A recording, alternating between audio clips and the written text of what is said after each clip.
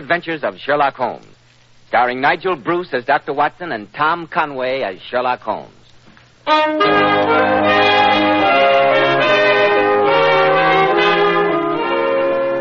Now let's drop in for our weekly visit to Sherlock Holmes' friend and ours, Dr. Watson. Well, Dr. Watson, how are you this evening? Never better, Mr. Bell, thank you. And you? Fine, thanks. I see. You've kept your promise to open your dispatch box and bring out your files in connection with the adventure of the Carpathian horror. Indeed I have, Mr. Bell, just as I promised. And a most macabre adventure it was, too. I'm eager to hear it. So you shall, Mr. Bell, so you shall. Now, Dr. Watson, what about the adventure of the Carpathian horror? It all began with this very letter which I have here in my hand, Mr. Bell.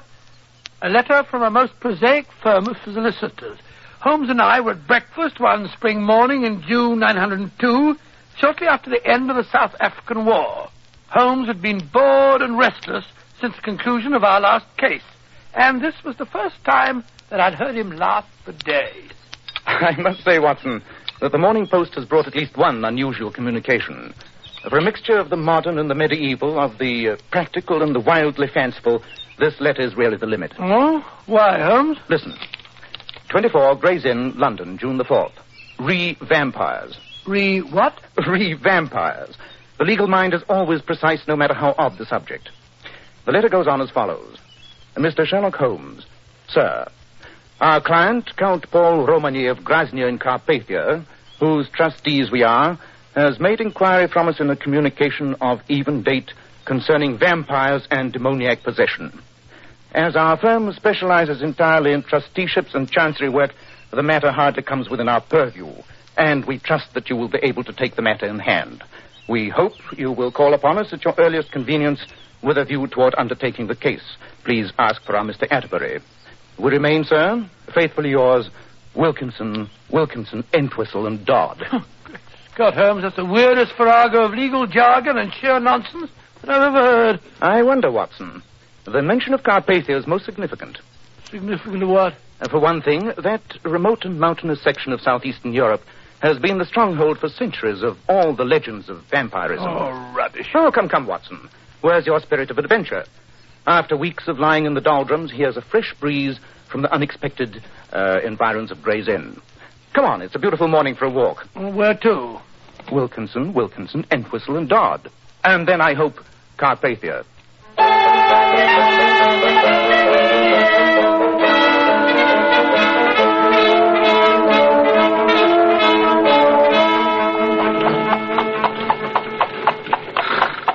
Really, Holmes, of all the forsaken spots that I've ever seen, this is the worst. Not a light in sight, not a sign of human habitation. And you've dragged me 2/3 of the way across Europe on what will unquestionably prove a wild goose chase. At least we have our fishing rods with us, my dear fellow. And we can always console ourselves with the promise of some of the best trout streams to be found anywhere. And you must admit that this mountainous Carpathian country offers some superb scenery. I might admit it if I could see it, as it's black as the ace of spades, to coin a phrase. There we are. Here, look out of the window on this side. There are the lights of the castle. Cheerful-looking place, I must say. When did that fellow Atterbury say that it had been built? The first Count Romany built it in 1410. 1410. That's given it almost 500 years in which to disintegrate. Gloomy pile of stone, if ever I saw one. Look at all those turrets and battlements. Probably damper inside than out. Well, we'll soon see. Aye, careful with that luggage, driver. Careful. Here you are, my man. Well, follow that driver. You'd think the devil was after him the way he drove off. He shut up the moment he heard our destination. Evidently, the Count's local reputation is not an enviable one. Well, I can't say that we're getting a very warm reception. They must have heard us drive up. Well, here's the door, but I can't see any sign of a bell. And they seem a trifle short of modern conveniences. Let's try the knocker. Oh, I really think this is perfectly outrageous, Holmes. Why the devil does... It's the name. What'd you say? It's the name. Oh, foreigner, Holmes. Do you speak English?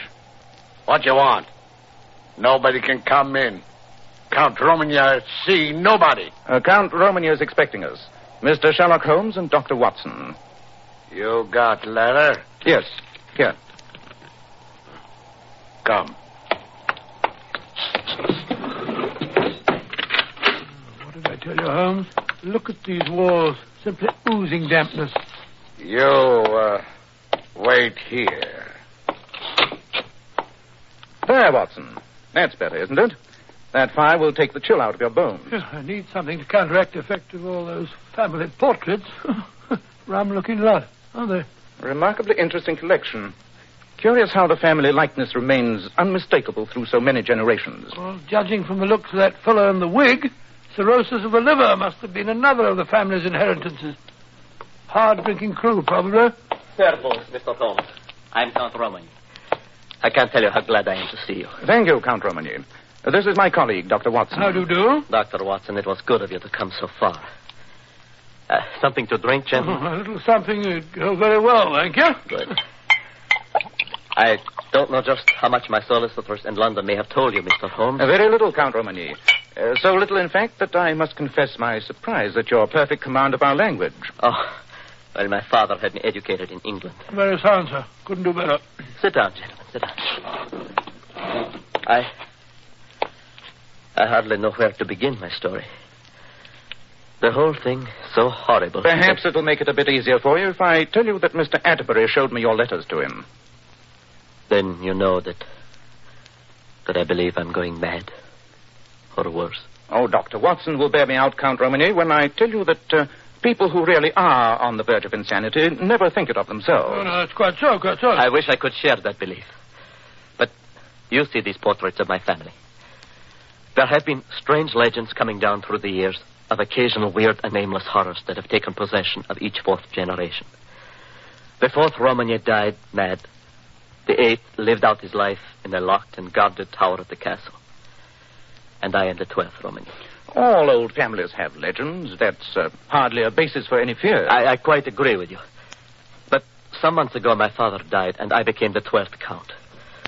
A few weeks later, I retired to bed one evening after reading quietly here in the library, only to undergo a dream of such vividness that I shall never forget it. I dreamt of brightly colored corridors, their length stretching endlessly into the distance, their walls echoing with strange, unworldly music. In my dream, I hurried from empty room to empty room, through floods of brilliant, varicolored light. I saw no people, no living thing, only the rooms of ruby and gold and jet and sapphire and emerald. At times, the music seemed to be far away, thin and cold, as though coming from the depths of interstellar space. And then again, it would seem so near that I was certain I would find its source in the next room that I entered, in my endless search for I knew not what. At last, after aeons of time, I awoke to find myself in my own bedroom. Oh, but my dear fellow, a vivid dream's nothing unusual. It wasn't a dream, Doctor. It was what I saw upon awaking in my room. My door was still locked, but the rug bore the imprint of wet and naked feet. And across the foot of my bed there lay, still dripping, some strands of weed from the moat of the castle. Surely there's a natural explanation for that. Yes, my boy. Are you by any chance subject to walking in your sleep? No, Dr. Watson. And even if I were, I could not have walked through a locked and bolted door. And the windows? The windows of my room give on a wall of the castle that drops sheer for 60 feet. Nothing but a fly could go up or down. Well, Mr. Holmes, the next morning, a dog belonging to one of the local woodcutters was found dead in the castle moat. And with no blood left in his body. And the next time, Count Romany, I'm certain there must have been repetitions to bring you to your present fear. The next dream came a few weeks later. Again, I saw the brilliantly colored rooms. Again, I heard the unearthly music. And when you awoke? I was in my bed. And for a moment, I thought that nothing was wrong. Then, when I turned up the lamp, I saw streaks of gray across my bedspread and grayish footprints upon the rug. Dust? Dust, Mr. Holmes. And a moment later, I received horrible confirmation of its source. For lying beside me on the pillow was the heavy, ancient wrought iron key which unlocks the burial vaults of the Romany. Oh, extraordinary thing. Since your action in sending for me shows that you don't lack for moral courage, Count Romany, I'm certain that you paid an immediate visit to your family vaults. Quite right, Mr. Holmes, quite right. In the company of my cousin Peter and several of the servants, and with torches to light our way, we visited the subterranean vault which is cut into the mountainside under the castle. And you found? We found that the coffins of the 4th and 8th Count Romagny had been opened, their lids shoved aside, and the bones of my ancestors tumbled out upon the stone floor. Here, my boy. Here. Drink this. You'll feel better. Thank you, Doctor. Well, now you understand, Mr. Holmes, why I sent for you. I do indeed. I consulted doctors. They gave me pills to make me sleep when sleep was the one thing I dreaded. The local priest spoke learnedly of exorcism and possession by the devils, but it could not put an end to my dreams. The servants have run away in superstitious fear, all except old Anton, who admitted you. The peasants flee at the sight of me. Only my cousin Peter Hallish, who has stayed bravely and loyally at my side, still remains with me. Mr. Holmes, am I mad? Tell me, am I mad? Or am I cursed by some fearful family taint? All that I can tell you at the moment, Count Romagny, is that the priest was not mistaken when he said the devil has been at work here.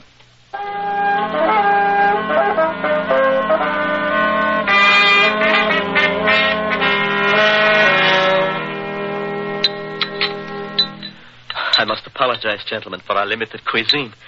But with all of the staff gone except old Anton, our meals are rather scratch affairs. Oh, my dear Count Romagny, your wine cellar more than makes up for it. You know, if you would take my prescription, Paul, and get out on a horse every day for a few hours of hunting, you would have a better appetite. My cousin Peter is quite a materialist, gentleman. He believes that all the evils of the flesh and the spirit can be cured by enough exercise. And I will wager that Dr. Watson agrees with me, eh? And Doctor? Well, there's a good deal to be said for your theory, Mr. Hallish. Mens sana in corpore sano, you know. Your cousin is, of course, familiar with the events you described to us earlier, Count Romagny. Of course, Mr. Holmes. I've no secrets from good old Peter here. And what is your opinion of these strange events, Mr. Hallish? Too much reading, too much thinking, too much brooding about the sins of our ancestors. I only hope that you and Dr. Watson can persuade Paul that all these dreams of his are just a lot of nonsense. Well, I hope so, too, I assure you. And now, gentlemen, I imagine you're ready to retire. You've had a long and wearying trip. I'll ring for Anton. Should there be a recurrence of your dreams, Count Romagny, please call me the instant you awaken.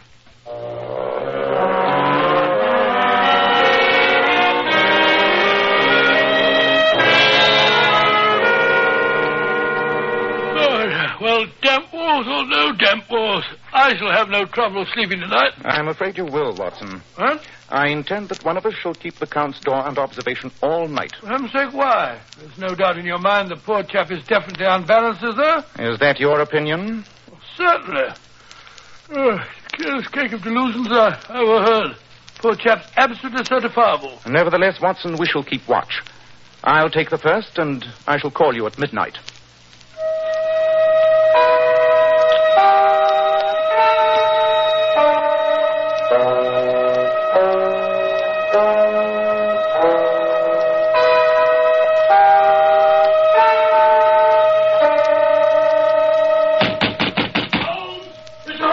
What's the matter? Watson, wake up. What's up? I thought you were on watch. Oh, I must have dropped off. I can't understand. Captain, wait. What is it? The Count. Come quick. Look, Mr. Holmes, my cousin. There in his bed. Good heavens, Holmes. There's blood smeared all over his hands and on the bedclothes. But no sign of a wound. Just a minute. I can feel his pulse. He's only fainted. Now, what happened? I heard him cry out. Ran down to his room. The door was half open and Paul was lying across the bed. Just as you see him now. It is the curse of the Romagny. Anton, stop that nonsense. No nonsense. Priests say my master possessed by evil spirit. What's that? Sounds like someone riding hard. Coming this way. I will go to the door. You were right, Holmes. I can't find any sign of a wound on his body. I can't imagine where the blood came from. I very much fear that I can. What do you mean? Holmes! Count Romagny. My dream, Holmes! My dream! I had it again tonight! Holmes! Mr. Holmes! That's the police inspector from Grasnia. A young girl was murdered tonight. Oh, no! And the prints of a man's naked feet led directly here to the castle.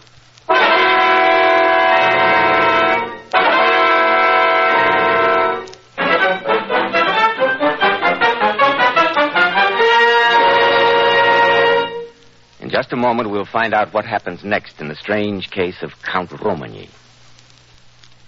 Now, Dr. Watson, what happened after Count Romagny's third and most terrible dream? Well, Romagny was in such a state of profound shock over the horror that had taken place that I thought it best to administer a strong sedative. Leaving Anton to watch over his master, Holmes and I, with Mr. Peter Hallish to act as interpreter, drove down with the police inspector to the home of the murdered girl. Ask the inspector to bring that lamp a little nearer, will you, Mr. Hallish? Jose Deo Lempat. Shocking, Holmes. Simply shocking. Her injuries look as though they'd been done by a wild animal. You're quite right, Watson. My poor cousin. No court could hold him legally responsible. He'd have to be put away, of course. Hello, what's all that shouting outside? It's the peasants. The news must have spread. They're shouting, Tuicha fellow Koshte, burn the castle. Palalo Vampira, death to the vampire. Hakasuk Sel, hang him. Well, Holmes, we'd better drive back to the castle immediately. That mob's in an angry temper. They mustn't be allowed to wreak their vengeance on that poor mad boy. Quite right, Watson. I've seen all I wish to hear. Come, Mr. Hallish, we'd better be getting back to the castle just as fast as we can.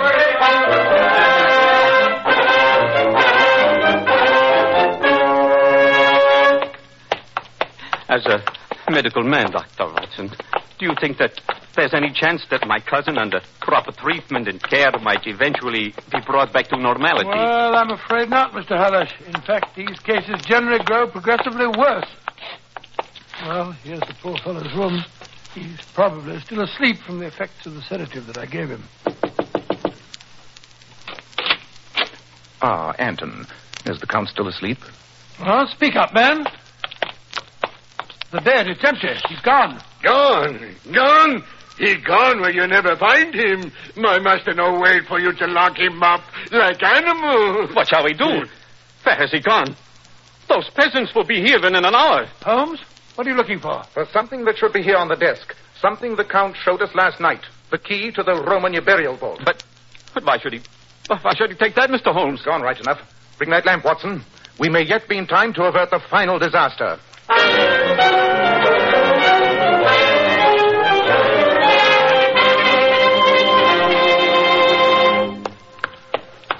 Careful, Doctor. Steps ahead here. The floor is very slippery. This passageway must have been cut out of the very heart of the mountain. It was. Very deep in the rock itself. If all these twistings and turnings haven't confused my sense of direction, we must be almost under the castle. That's right, Mr. Holmes. The burial vault. You heard, Watson? Yes, my feet simply went right out from under me. Just broke the lamp, I'm afraid. I know the passageway. Not much farther to the burial chamber.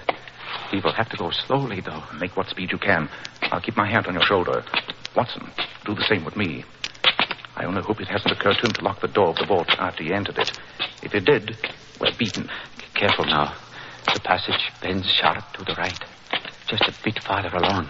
Oh, wouldn't it be more merciful, Holmes, to let the poor fellow take his own way out? After all, the best we can save him for is a living death in a madhouse. Ah, there's a glimmer of light just ahead. The door to the vault. It's ajar. He must have a lamp inside. Let me go first. The light's so faint, I can't see much. What are all those big, bulky shapes? The stone coffins of our ancestors. There's something moving over there in the shadow behind that stone pillar. It's the Count. He's got a knife. Don't go, Romagny! Be careful, Holmes. He's mad. Let me go. Let me finish it. Oh, I don't want to stop. Drop that knife. No. Give me your hand here, Watson. I've got it. Oh, you're wounded. Oh, it's nothing. Just a scratch on my Why hand. did you have to interfere? I'd be better off dead. Come, Paul. You mustn't talk like that. Take the lamp, Mr. Hallish, and lead the way. I want to get your cousin back up to the castle at once.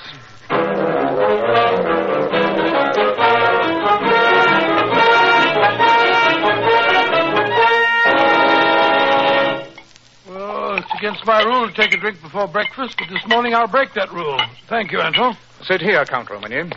And you, Mr. Hallish, over there. Anton, lock that door and remain in case I should need you. Oh, what is the use of prolonging the agony, Mr. Holmes?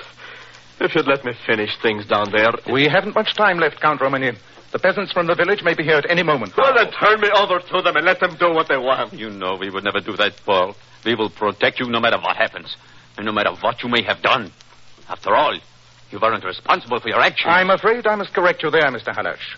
Count Romagny is and has been fully as responsible for everything he has done as any other sane person. What sort of riddle are you asking us, Holmes? Are you attempting to deny Count Romagny's dreams, the episode of the dog, the burial vault, and the horrible death of that girl? I'm not offering a riddle, Watson, but its solution. Your dreams, Count Romagny, had one feature which immediately led me to suspect their unnatural origin. You spoke of brilliant colors, of unearthly music, of a distorted sense of space and time. All characteristics of the dreams, or more properly, visions induced by the drug cannabis indica, more commonly known as hashish. Good heavens. And since you showed none of the signs of the habitual drug taker, it was at once obvious to me that your dreams were being induced by someone else. Someone who administered the drug to you in your food or wine on those occasions when they desired you to have one of your hallucinations. But last night, that girl, the blood... The blood stains were the final confirmation, if I needed any, that you had not committed the crime. The real killer slipped badly there. It did not occur to him, when smearing the blood upon you and the bedclothes, that during a 4-mile walk from where that poor girl was killed, the blood would have dried upon you and not come off upon the bedclothes. Peter Halash, have you ever seen an execution in this country? Why do you address me?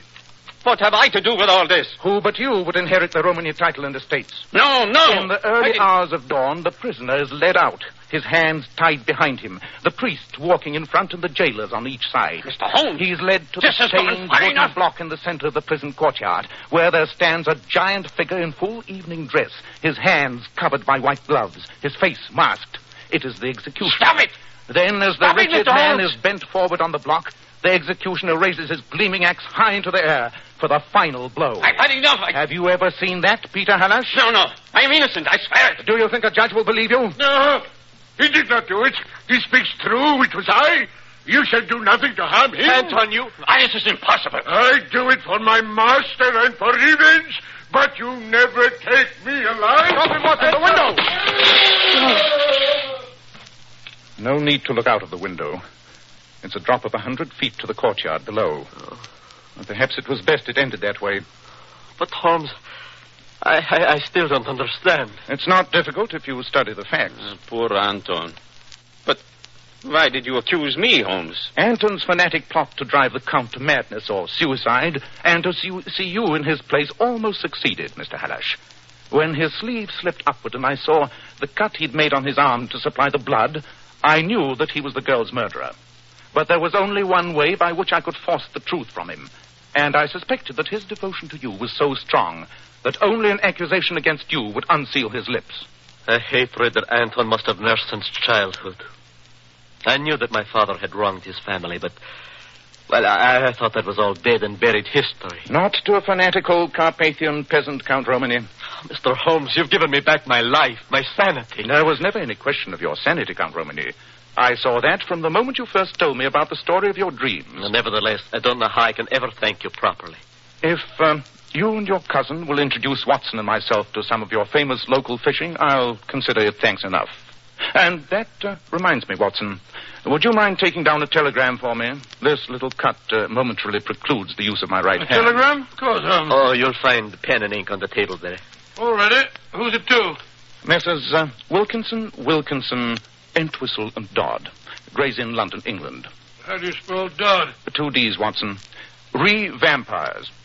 Gentlemen, I take pleasure in informing you that I have brought the matter of your client, Count Paul Romagny, to a satisfactory conclusion. Trusting to be favored by you with any further such commissions that may arise, I remain your obedient servant, Sherlock Holmes.